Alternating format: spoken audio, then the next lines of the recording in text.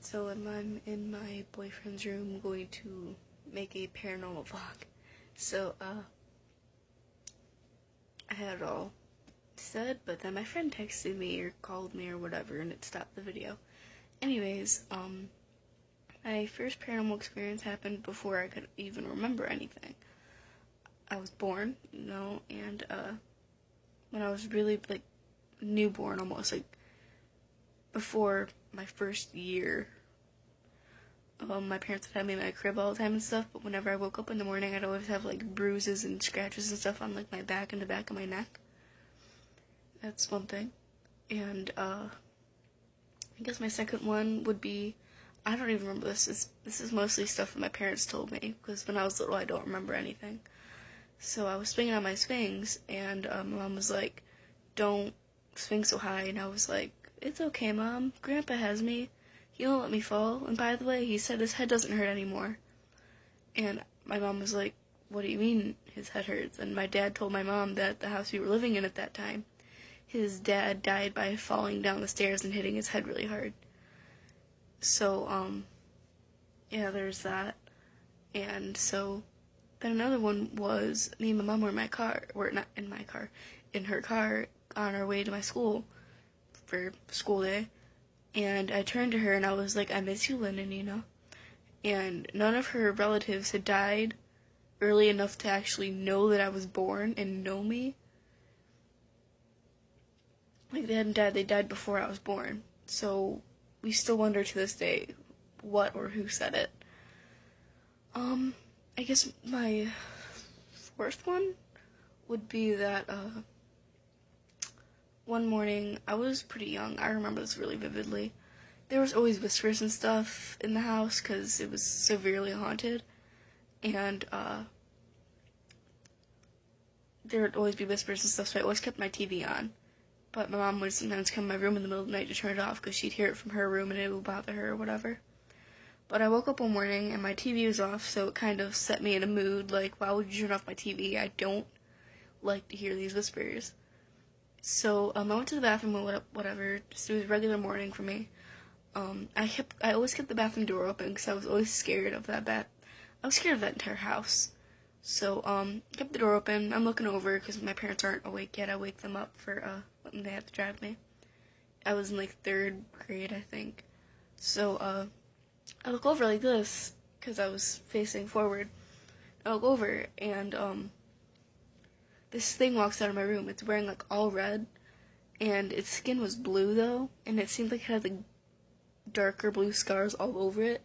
Its nails were long and yellow, and, it had patches of black, long hair, just, patch here, and patches of hair. But they weren't thick either. They were pretty thin, but they were long pieces of hair.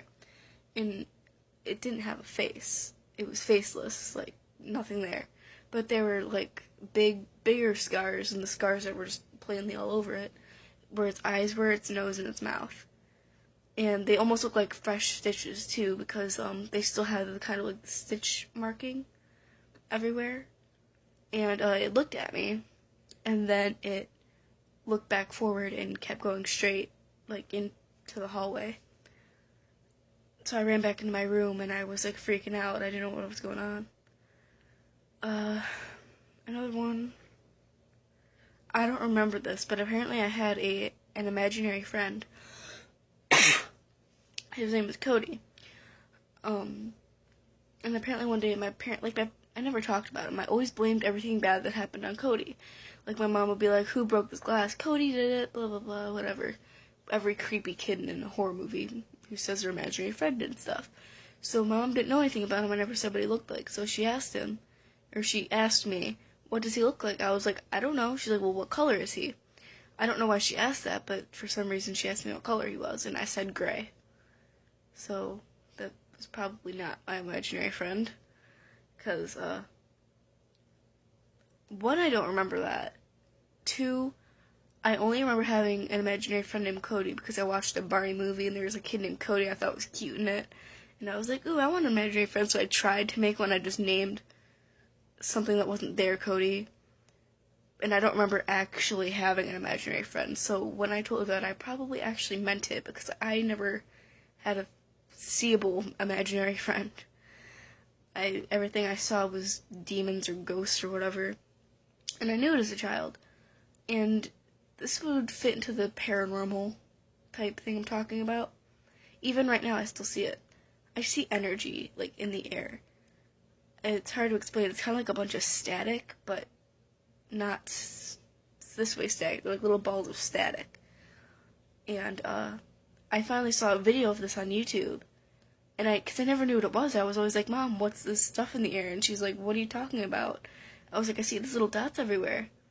And, like, I'll go to the eye doctors and stuff, and they say I'm completely fine. And, but I finally found out on YouTube that people actually have to concentrate to see this. I see this all the time, and with no problem at all. And I guess the brightness varies on many things, because right now, depending on where the light and shadows are, they get darker to lighter, like they'll get a darker color, lighter color. And sometimes, like even right now, like I'm seeing one, I don't know if they're orbs or something, but they form bigger balls, like maybe about this big, maybe about like this big as my hand, and they'll like clump together and make like patterns in them. And I don't have any mental disorders or anything, because I've never been prescribed anything. Other than like cold medicines and stuff when I had a cold. But yeah, there's that. Another one would be, I wasn't there when this happened, but this is a paranormal experience that had to do with me. I was like 6 maybe. I was at the library, and my brother came over apparently to my house. I never knew this. And so he goes to the bathroom, comes back out, talks to my mom. So, you need some? I didn't know that. And she's like, she's not home? And he's like, yeah, she is. I just saw her in her playroom, because I had a playroom, guest room type thing, across the hall from the bathroom. And you could see right from the bathroom into the room. And there's a little bed in there. And my brother saw a little girl sitting on it. And apparently she looked like me, because I was a really general-looking little girl. Like, I looked like any other one. Long, blonde hair, wore dresses all the time. Super skinny, girly. So he saw that, and we know it was this little girl named Sarah. And the thing that kind of disturbs me is that the only people who've ever owned that house is my dad's family, and the fact that there are demons and dead little girls in that house kind of makes me question things. Anyways, I knew it was her because I had a dream, like before any of this happened, of this little girl named Sarah. And I only knew her name because in my dream, I asked her name, and she spelled out with these blocks. Like, in my dream, what happened, sorry, there's something in my hair.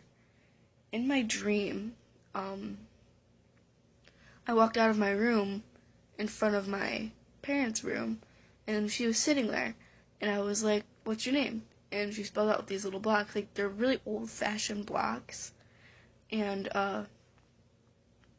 like, the wooden ones that had the paint on them. She had those, and she spelled her name, Sarah.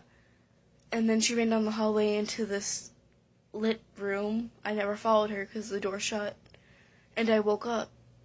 And I don't remember if I woke up from this dream, but I know I had a dream one night, and I woke up.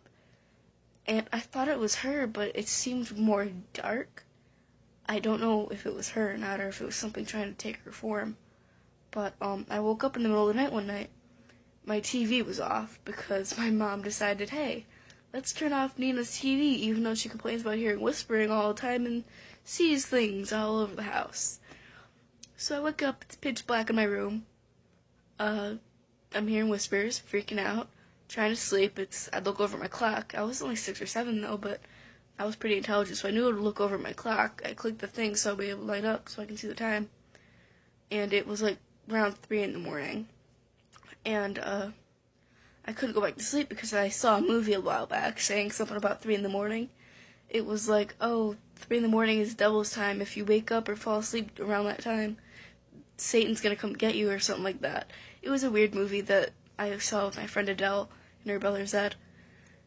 And, so I was freaking out about the time, but what I didn't notice before I laid back and, like, looked over in the center of my room was static, like a static-looking person. Like, I could see all the details, but she was static. I could see, like, the middle part, long blonde hair, her face outline. I'm gonna get to her face in a second. Regular nightgown like I saw before, but it was all static. But different gradients of static, so I could tell the difference between things, but she was static. And her face, though, like, I could see her, like, her nose was the only normal part.